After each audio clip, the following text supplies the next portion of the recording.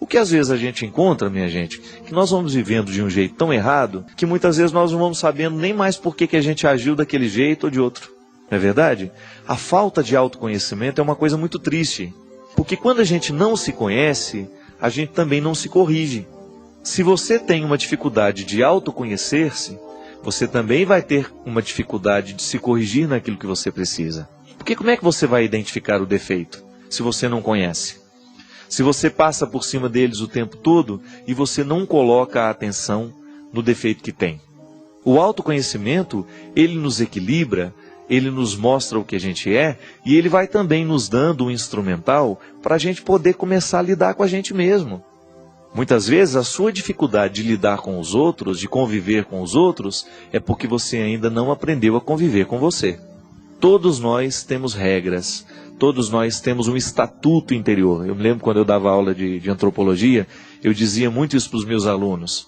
O ser humano tem um estatuto interior. Se você não leu esse estatuto, você não vai saber manusear você mesmo. Você não vai saber lidar com você. Gente, isso aqui que nós estamos falando é igual manual de instrução. Se você compra uma batedeira de bolo moderníssima, mas não lê o manual de instrução, o que vai acontecer? Na hora que você for fazer o bolo, você corre o risco de jogar a massa pela parede e não fazer bolo coisa nenhuma. Não é verdade? A mesma coisa acontece com a gente. Muitas vezes nós não sabemos lidar com a gente porque a gente não lê o manual de instrução. Como é que a gente lê esse manual de instrução? Que somos nós. No momento em que você tira um espaço para a autopercepção. Tem uma história, no passado, os padres incentivavam muito isso. A gente não podia ir dormir sem antes fazer um exame de consciência. Não tinha essa história? Eu me lembro quando eu era pequena, minha mãe, vai fazer um exame de consciência, menina, antes de dormir. Eu sabia lá que era consciência, eu sabia que era exame. E sabia que exame era um trem muito ruim. Cada vez que a gente tinha que fazer um exame na escola, ele não gostava não. E agora ainda tem que fazer exame de consciência. Acharam aquela palavra difícil. Quase que a gente tinha que chupar uma pastilha para falar a palavra, né? Para ela deslizar certo, consciência. E aí falar essa palavra já era difícil e entendê-la muito mais. Até o dia em que minha mãe ensinou que a consciência, ela usou um termo muito simples, é uma voz de Deus dentro de nós, nos dizendo o que é certo e o que é errado. Ler o manual de instrução que é você, que você tem, também significa isso. De você nunca ir dormir sem ter pensado nas atitudes, sobretudo aquelas que foram mais relevantes. Também não vai ficar, como é que eu bati o portão da casa? Não, não é isso também não. Você pensar tudo aquilo que foi relevante no seu dia, o encontro com aquela pessoa, a conversa que você teve com ela, a decisão que você tomou, como é que você reagiu a uma crítica, como é que você reagiu àquela piada que te chateou, enfim. Tudo isso que você examina antes de dormir é um jeito que você tem de se autoconhecer. É um jeito que você tem de acender luzes sobre a sua vida. De você começar a descobrir, será que hoje eu fui o ser humano que eu poderia ter sido? Eu pessoalmente, minha gente, fico muito preocupado com isso. Eu tenho muito medo de não ser o ser humano que eu posso. Eu tenho muitos defeitos e eu sei quais são eles. Eu sei quais são os piores. Qual que é o meu esforço todos os dias? Não deixar que os meus maiores defeitos prevaleçam sobre as minhas pobres qualidades. É um esforço. Porque as minhas qualidades são muito pobres perto dos meus defeitos.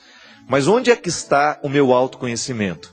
Em não deixar que os meus defeitos falem mais alto que as minhas qualidades. Como é que eu vou viver para fazer com que estes defeitos não sejam prevalentes? Que eles não prevaleçam sobre as minhas qualidades? No momento em que eu vou fazer o meu exame de consciência, a minha autoanálise, enfim, dê o nome que você quiser. Se eu percebi que hoje eu fui agressivo demais, se hoje eu fui mal educado, eu vou colocar a minha atenção para que amanhã, quando eu viver uma situação semelhante, eu não haja da mesma forma como agi hoje. Aí sim você está lendo o seu manual de instruções. Porque você começa a lidar com você. Como é que você vai neutralizar a sua raiva? Meu Deus, padre, eu não posso nem olhar para a cara daquela criatura. Eu também tenho gente assim. Nunca me fez nada. Mas eu olho para aquela criatura e eu tenho um mal-estar. O que eu vou fazer? Vou fingir que não sinto? Não, só que eu vou assumir isso para mim e vou fazer um exercício. Já que ela me provoca mal-estar, eu não vou permitir que esse mal-estar prevaleça. Então eu vou fazer o meu esforço para chegar próximo, para ver que ela não é esse bicho de 7 cabeças que eu acho que ela é. Vou começar a tratá-la com simplicidade, com espontaneidade, e assim aquele bicho de 7 cabeças que eu acho que é o outro vai por terra. Aí você leu o seu manual de instruções e o mais bonito, aprendeu a lidar com aquela aversão que você tinha com a pessoa. Gente, ter aversão pelas pessoas não é problema, isso é natural. Martin Buber dizia, de maneira muito bonita, um filósofo personalista, ele dizia assim: cada vez que nós nos encontramos com uma pessoa, nós construímos uma terceira. Essa terceira pessoa chama-se nós. É um eu que se encontra com um tu e gera uma terceira pessoa. O que faz a gente gostar do outro é o nós que a gente cria cada vez que a gente se encontra com ela. É o que derrama de mim e o que derrama dela, formando essa terceira pessoa. Por isso que tem gente que é tão agradável você ficar do lado dela.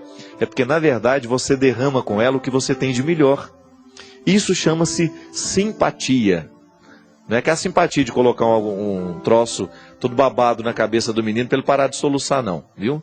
Simpatia de ser simpático, de criar empatia. A empatia é essa facilidade que a gente tem de querer o outro perto. Eu olho e gosto do que o outro me desperta no momento que ele me olha também. Quando eu tenho uma antipatia, isso é, não tenho a empatia, mas tenho o contrário, que é uma aversão, uma resistência, o que na verdade está acontecendo é que eu não estou gostando do nó que foi feito. Do encontro entre os dois laços, entre o eu e o tu, tem um nó que foi dado. Nós chamamos de nós. Eu, tu, nós. Não é verdade? Este nós que nasceu a gente não gosta. Ah, não sei não, eu não gosto daquela pessoa não. O que você na verdade não gosta é o que ela faz derramar de você. Aí você quer se afastar dela porque você não gosta do que ela tira de você. Essas são as regras, minha gente. Essas são as regras que fazem com que a gente tenha a capacidade de conhecer a gente mesmo. Quando a gente começa a analisar essas coisas, a gente começa a prestar atenção nessas coisas, a gente começa a viver com mais qualidade.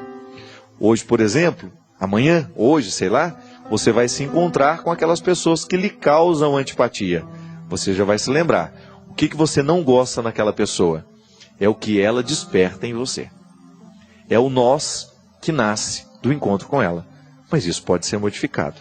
Pode ser modificado porque à medida em que a gente se autoconhece, a gente se controla e a gente não permite que a gente derrame para ela o que a gente tem de pior. E quando eu não me derramo naquilo que eu tenho de pior, eu começo a gostar um pouquinho mais daquela pessoa. Eu começo a superar aquela antipatia natural e às vezes, se sou sincero, se sou honesto, eu vou caminhando até mesmo para tornar-me amigo daquela pessoa. Quantas pessoas que hoje você pode dizer, são os meus melhores amigos, e que naquele primeiro momento que você encontrou, você nem gostou de ver a cara dela. O meu diretor, China não gostava de mim de jeito nenhum. E hoje é um grande amigo que eu tenho. É um irmão que me encontra e fala, padre, eu te amo, estou com saudade de você. Coisa bonita de você ouvir de um amigo que te ama, que sente saudade de você. Mas o nosso primeiro encontro, para eu gostei dele desde o início, ele não gostou de mim. Ele não gostou de mim. Viveu um processo de antipatia que foi superado no momento em que ele teve a disposição de dar passos ao meu encontro e me conhecer. Não é verdade? Eu pessoalmente penso que às vezes nós perdemos tempo demais na vida com aquilo que a gente não sabe sobre o outro. Com aquilo que a gente imaginou e acha que é a verdade. Quem sabe hoje Deus nos dê a graça de criar um autoconhecimento e também uma disposição para a gente encontrar as pessoas com um pouquinho mais de espontaneidade e simplicidade. Obrigado pela sua companhia, que o Deus Todo-Poderoso derrame sobre a sua vida a sua bênção. Ele que é Pai, Filho e Espírito Santo. Amém.